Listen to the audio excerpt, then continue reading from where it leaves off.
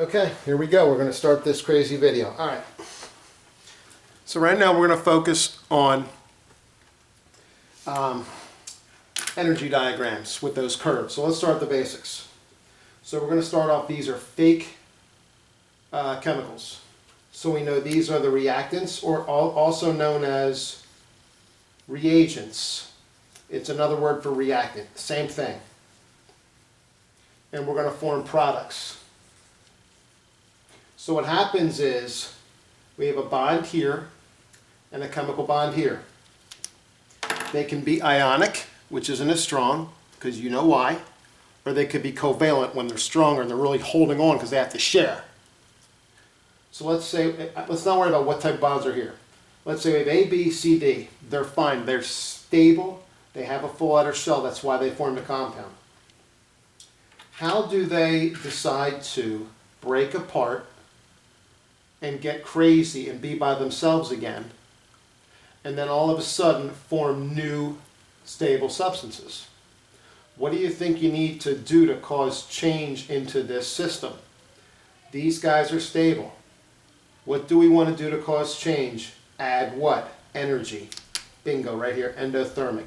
We're going to add energy to break bonds. So we need to add either, you got to write this part down, heat. We're going to agitate. I'll tell you what that means in a minute. We're going to increase surface area, or we can add a catalyst. So if you add heat, these atoms, and keep in mind you've got moles. There's moles of these in here, so you have a lot of these in a beaker. So when you add heat, what happens to their speed? They move faster. They move faster. What can happen more? More collisions. And if there's more collisions, there's a chance that they could break apart. Agitate. What if you have in a beaker? Agitate means to shake. Again, increasing their kinetic energy, causing them to break apart, right? Or bang into each other and eventually, hopefully, break apart. What about increasing surface area? Well, I don't have a piece of chalk here, unfortunately. But if I had a piece of chalk, if I decided to shatter it, is it still chalk? Yeah, it's just powder. What have I done? Increase the surface area. So now, more of that substance is exposed to this substance, and there's more chances for it to interact. So those are some in the catalyst we'll get to in a minute. So let's see what happens. There's two people. Let's say they're chemically bonded. And this is what we would have done in class. Two people. Whoops, you fell down. Here we go. This is pathetic. But hey, we gotta make do. Corona learning right here. Okay.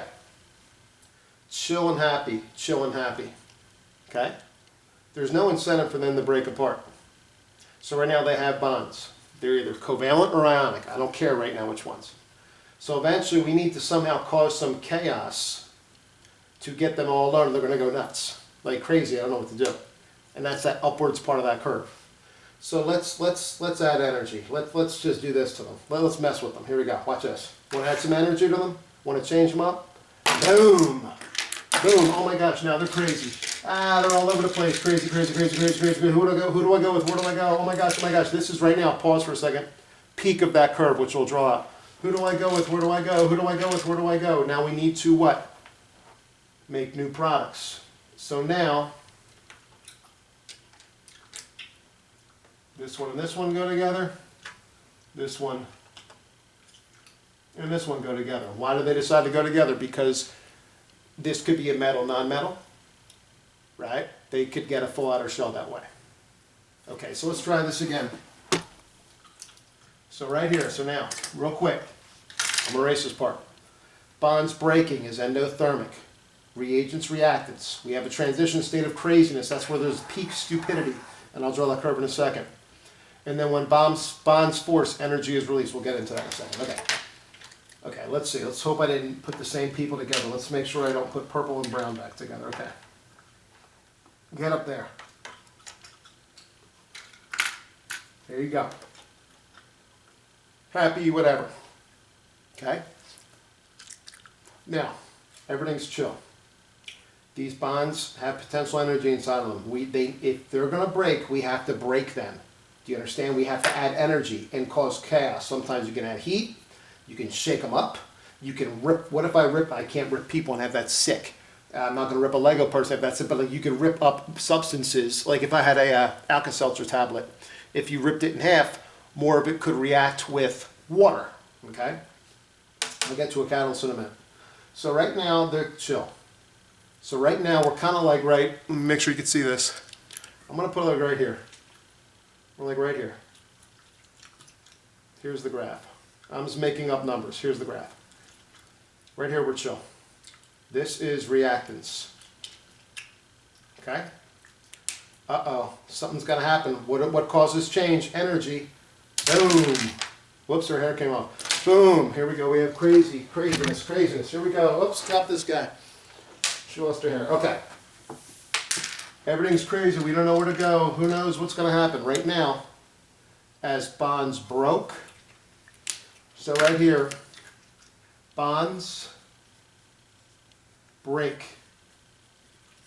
That upwards trend of that curve, right? That upward curve is when bonds break because we're getting more chaotic. Right here, we're at peak transition state. This is the transition state, the peak of the curve. Who do I go with? Where do I go? Everything's crazy. We don't know where to go. So that's why we have peak energy right here. Okay? We don't know where to go, who to go with. Now things, once these moles of atoms form new partnerships, whoever, there you go. Here, stand up. Oh, just get over there, whatever. Okay. Once they form new combinations, things start to chill and the energy drops. And this is now bonds forming. Now, depending on what they are, if when the bonds form, more energy is absorbed and this ends above it, this is an endothermic reaction. If the bonds keep forming and energy is given off, this is an exothermic reaction. I'll bring that diagram up bigger in a minute. So when bonds break, reactants break apart, energy has to break those bonds apart. So it's like this. Cut. Who do I go with? Where do I go? We're at the peak craziness. Oh, now once these new bonds form, energy then leaves the system. So energy enters, breaks things apart. Once things chill out, when bonds form, energy is released.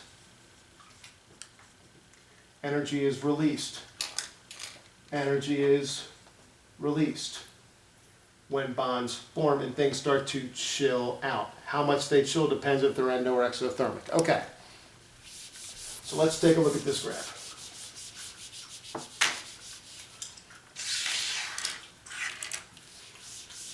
Okay.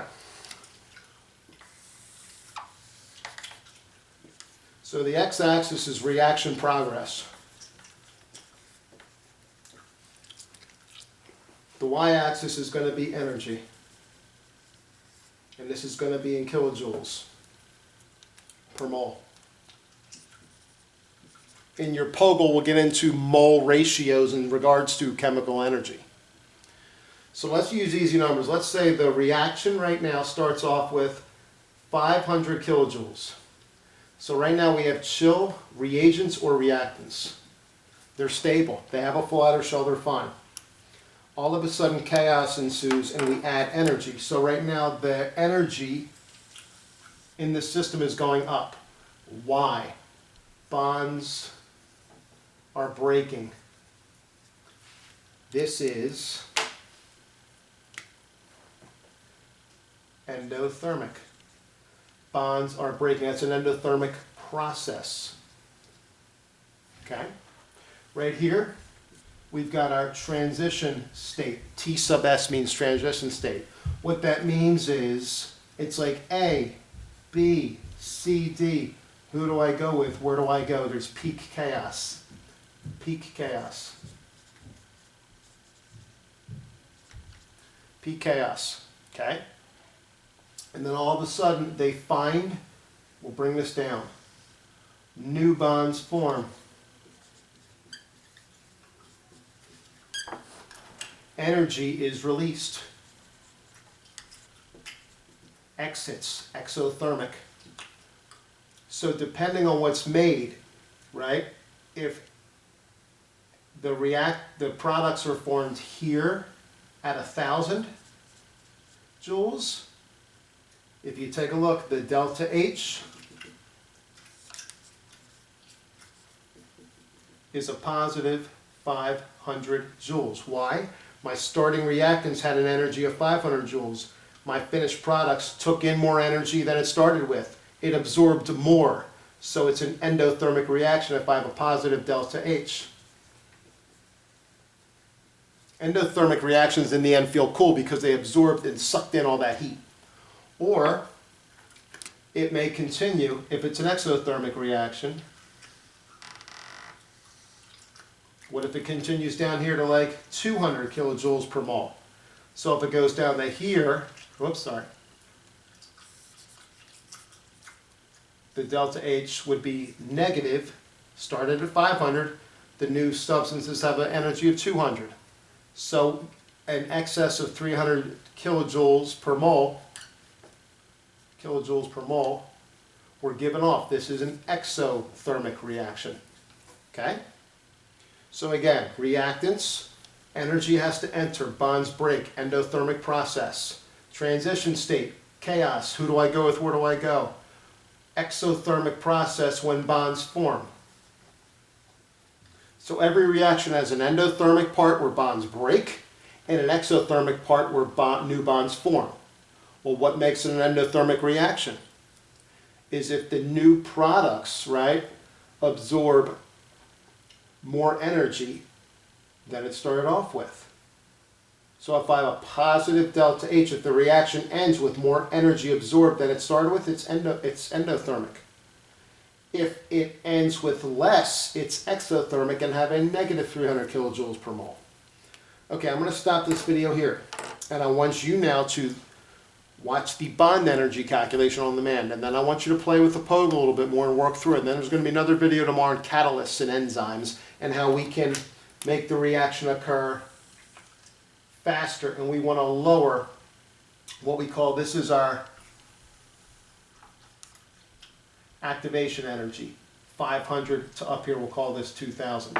We'll get more into that tomorrow. So what I need you to know today is bonds break, endothermic part, bonds form, exothermic part, transition state, calculating delta H. Tomorrow we'll take it to the next level. We're going to take this slow, one piece at a time. Again, it's not easy to do this off a whiteboard and using Lego people, but I think it's going to work. So we're going to take it one step at a time. So you're going to need to keep reading, make some mistakes, make improvements, and I think by, what's today, Monday night? I think by Thursday you'll be a goat with this stuff. And it's going to take a little bit of time, but it'll make sense. Okay, that's it. That's about all the room I have for this film. So get to it.